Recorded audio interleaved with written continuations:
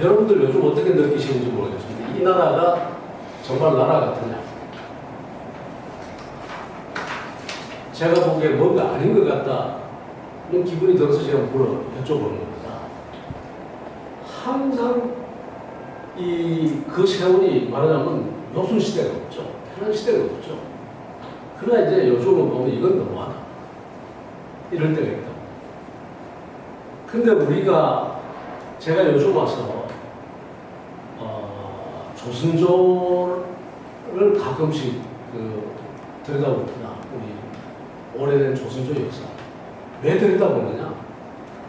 왜 망했을까? 왜 망했을까?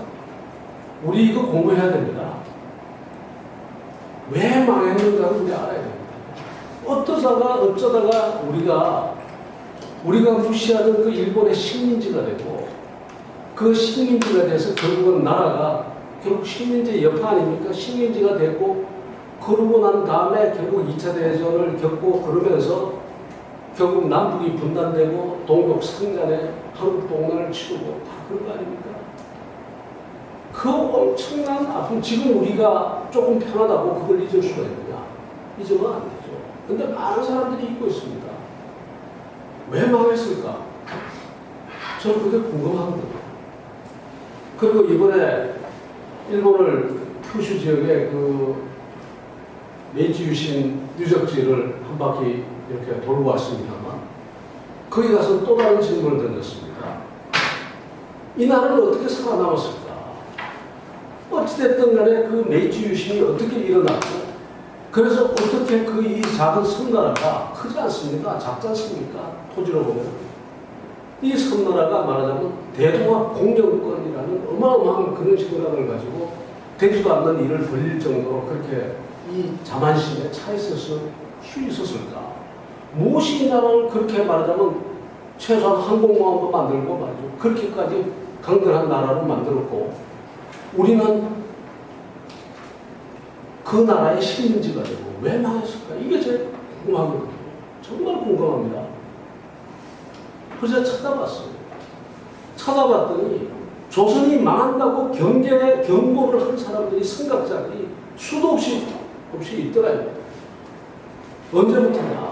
조선조 좀 지나고 성종조 지나고 조선 후기 때 임난이 이제 다가오고 또 임난 뒤에는 더더욱 무지하게 많은 사람들이 생각자들이 이래가지고는 나라가 안 된다. 이래가지고서는 나라가 망할 수밖에 없다는 그 절규를 했다. 지금 대표적인 분이 바로 이율곡 선생입니다.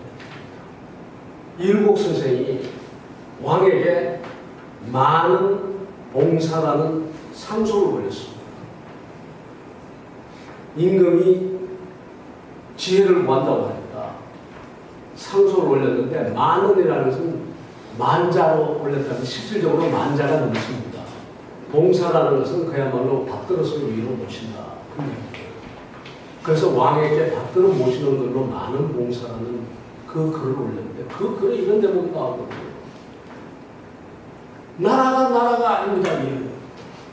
나라가 아닙니다. 진실로 이 나라가 아닙니다. 석가래가 썩어가고 지붕으로 치면 지붕이 썩어가고 석가래를 바꾸면 지붕이 내려앉고 지붕을 바꾸면 석가래가 돼요. 이걸 나라라고 할 수가 있습니다. 이건 나라 아닙니다. 이렇게 이야기해요. 거의 절규에 가까운 이야기를 나라가 아니다. 정말 무서운 이야기죠. 얼마나 답답했으면 그런 이야기를 했겠습니까? 그리고 한참 뒤에 이익 선생이 한참 뒤는 아니지만 세월이 좀 지난 다음에 이익 선생이 또 비슷한 이야기를 합니다. 뭐라고 이야기를 하는가 하면 이익 선생이 나중에 제가 나눠서 이야기를 드리겠는데 이게 나라를 어디하고 어린애로 비교하면 민생이 어디에 와 있느냐 어린애로 비교하면 바로 우물에 기어 들어가는 그 아이 바로 우물 바로 앞에 나와 있는 그 아이와 같다. 그야말로 백천강간에 바로 던질 지경에 있다는 거예요. 민생이 그리고 국가가. 이익 선생이 그렇게 이야기합니다. 그런데 도대체 정치하는 자들은 도대체 뭘 하고 있는가? 나중에 제가 다시 돌아오겠습니다만 그런 얘기를 하고 정치하는 자들이 도대체 하는 일이라고 하는 것은 형편없는 짓거리들 하고 있다. 나라를 근본적으로 고쳐야 되는 이 마당에 정치인들이 하는 것은 말단 지역적인 것 그런 걸 하고 있다. 제가 해석을 해서 이야기를 하자면 나무가 썩어가고 있는데 그 나무를 어떻게 살릴 것인가를 고민하는 게 아니라 뭘 하는가 하면 가지를 땡겨서 가지에 있는 썩은 잎 하나 그냥 잘라내는 이 짓만 하고 있다. 나무가 죽어가고 그러면서 이런 이야기를 합니다. 나중에 다시 해서 대장장이 이야기를 합니다. 대장장이는 있는 칼이나 이런 것을 결을 다듬어 가지고 더 날카롭게 하고 그럴 수는 있죠. 그러나 새로운 것을 만들어내지는 못한단 말이에요. 새로운 것을 만들어내려면 용광로에다가 쇠를 집어넣어 가지고 새로운 뭘 만들어낼 것 아닙니까? 근데 이익 선생이 볼 때 그 당시에 조선이 어쨌는가 하면 용광로에다가 때려 부어가지고 새로 녹여서 뭔가 새로운 것을 만들어도 나라가 될까 말까 하는 이 편에 정치하는 자들이 한다는 짓은 대장장이가 그냥 무딘 날 그냥 날카롭게 하는 이런 정도의 그것도 제대로 못하고 해봐야 그런 정도의 일을 하고 있으니 이 나라가 되겠다. 그 이분들이 제가 이 두 분을 이야기를 드렸습니다. 그 외에 얼마나 많은 분들이 나라가 아니고 이렇게 가다가 나라가 망한다는 이야기를 수도 없이 합니다. 그런데 그 이 두 분들의 이야기를 과연 국가가 제대로 들읍니다. 제대로 안 들었거든요. 사대부들이 제대로 안 듣고 당시의 통치자들은 왕을 포함한 통치자들이 제대로 안 듣고 매일같이 자기들끼리 싸움의 골목을 했다. 그러다가 나중에 진짜로 눈을 제대로 뜨고 사회 변화를 보지 않으면 안 되는 그런 일들이 이제 일어나기 시작합니다. 뭐가 일어나는가 하면 상공업이 발달합니다.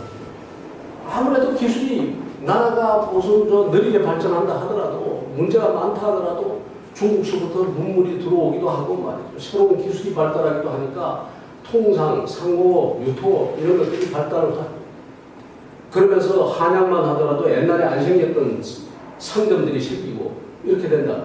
교육이 발달하게 되고 교육이 발달되면은 그 교육을 갖다 더 발전시키기 위해서 더 국가가 노력해야 되는데 그것을 압제하는데 그냥 열을 올립니다. 여러분들 기억하시겠습니다만 한양의 시장이 육의전이라고 있지 않습니까? 육의전. 국가가 장사할 수 있는 사람을 지정해가지고 그 사람에게만 장사할 수 있는 권한을 주는 겁니다. 그러면 그 권한을 받은 사람은 그 권한을 유지하고 거기서 번 돈을 가지고 자기 권리를 유지하기 위해서 자연스럽게 뭔가 하면 이 당시의 지배 세력인 노론 세력하고 정경유착 현상이 일어나죠. 우리 영화에서 맨날 보는 그런 아주 불합리한 방법, 이제 그런 문화가 이제 섞이기 시작합니다. 정조대왕 같은 양반은 자기가 왕이 되고 보니까 이건 아니거든요. 그러니까 통상을 강화시켜야 되겠다.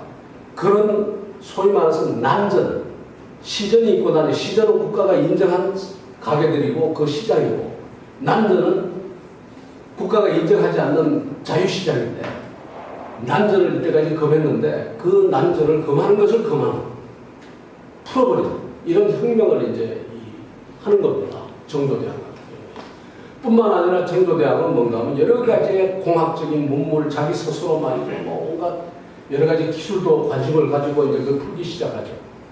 그러면서 인재도 늘리고 하고 서울 출신들, 서자 출신들도 구하고 정조대왕 때 그야말로 이제 개혁의 바람이 부는 겁니다.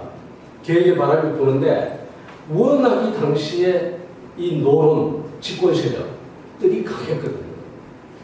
노론 집권 세력이 얼마나 강했는지 여러분들 아마 상상해 가실 겁니다. 그 노론 집권 세력들을 왕이 이기지도 못해. 영조조차도 노론이 겁이 나가지고 결국 사도세자를 자기의 성격을 못 이겨서 죽인 것도 있지만 사도세자가 노론을 건드리지 말라고 하는데 노론하고 계속 싸움을 하고 결국 노론 전체가 들고 일어나서 사도세자를 죽이라고 하니까 왕이 자기 왕권을 보존하기 위해서라도 그 서인들, 그 노론들의 그 주장을 따라가지 않을 수가 없는 그런 상황까지 오게 됩니다. 그 노론들이 그만큼 강한데 그 노론 벽파들이 노론 중에서도 이제 그 사도세자를 죽음으로 몰았던 사람들이 이 백파들인데 그 사람들의 강력한 힘을 이길 수가 없잖아요, 정조가. 근데 그렇다고 해서 그 사람들을 내보낼 수도 없고 이 사람들은 완전히 보수고 그야말로 뭐 새로운 문물이나 변화에 대해서는 전혀 무관한 관심을 가지지 않는 그런 사람입니다. 결국 정조가 나라를 바꾸기 위해서 누구를 불러들이는가 하면 신진사주들을 이제 불러들이죠. 대표적인 사람이 정약용 같은 사람들이 이제 들어옵니다. 들어와가지고 그 사람들이 바로 중요한 위치에 들어가서 왕하고 일을 할 수가 없으니까 왕이 따로 이 사람들을 불러서 여러 가지 형태로 어떤 참모를 써내서 일을 하죠. 그렇게 일을 하는데 문제는 정조가 그 개혁을 갖다 완수를 못하고 어느 날 갑자기 죽어버려요. 정말 갑자기 죽어버려요. 정조가 죽고 난 다음에 그 다음에 그때 잠시 반짝 어떤 개혁의 바람 또 혁신의 바람이 불었다가 정조가 죽고 난 다음에 다시 권력이 서인에게 넘어가고 잠시만 노론에게 넘어가고 노론 벽파들이 다시 나오기 시작하고 그 다음에 노론 벽파 중에서도 누가 권력을 잡기 시작하는가 하면 그 중에 일부 가문이 권력을 잡기 시작하는데 이게 바로 세도 정치가 됩니다. 세도 정치가 이제는 파벌도 없고 뭐도 없고 완전히 한 가문이 권력을 쥐고서는 가다가 다른 가문에 의해서 그냥 축출당하면 죽고 그런 이 세도 정치가 이어집니다. 세도 정치의 목적이 뭐냐? 세도 정치는요, 권력을 잡기는 하는데 그 권력을 어디다 쓸지 모르는 사람들. 그러니까 국가를 어떻게 끌고 가야 되겠다는 비전이나 국가를 더 발전시키기 위한 전략이나 이런 것은 없는 무리입니다. 오로지 그 권력을 잡기 위해서 그 권력만 권력 잡는 것 자체가 목적인 그런 정치가 그 정조 이후에 이제 쭉 이어지게 됩니다. 그 바람에 결국 조선은 망하게 됩니다. 조선은 아무런 개혁도 못하고 아무런 혁신도 못한 채 그대로 계속 후퇴를 거듭하게 되죠. 그 결과 어떻게 되느냐? 임진왜란 때보다도 더 오히려 후퇴를 해가지고 여러분들께 나눠준 자료에 보면 정약용의 군기론이 나옵니다. 정약용이 쓴 여러 가지 서적들이 많습니다만 그 군기론이 나오는데 그 군기론이 뭐라고 했냐? 활을 들면 좀먹은 부스러기가 술술 쏟아지고 화살 들자 기초기구 술술 떨어진다. 칼을 뽑으니 칼자루만 들려다. 이게 도대체 군대냐? 이게 군대고 이게 국가냐? 그 이야기가 나오게 되겠죠. 정약용 같은 사람 속에 이게 정말 앞에 이익선생이 이야기하고 그 앞에 이율곡이 이야기하고 다 이야기하는데 하나도 고쳐지기는 커녕 계속해서 내려와서 이해하다가 군이 아니고 국가가 아닌 이런 나라가 되어버립니다. 정조 때 남인들이 앞서 말한 것처럼 남인들을 좀 정약용을 비롯한 이런 사람들을 좀 끌어들이고 그러면서 개혁과 혁신에 이것이 반짝하고 난 다음에 그대로 끝나버려요. 그 뒤로도 계속 이어집니다. 그 결과가 어떻습니까?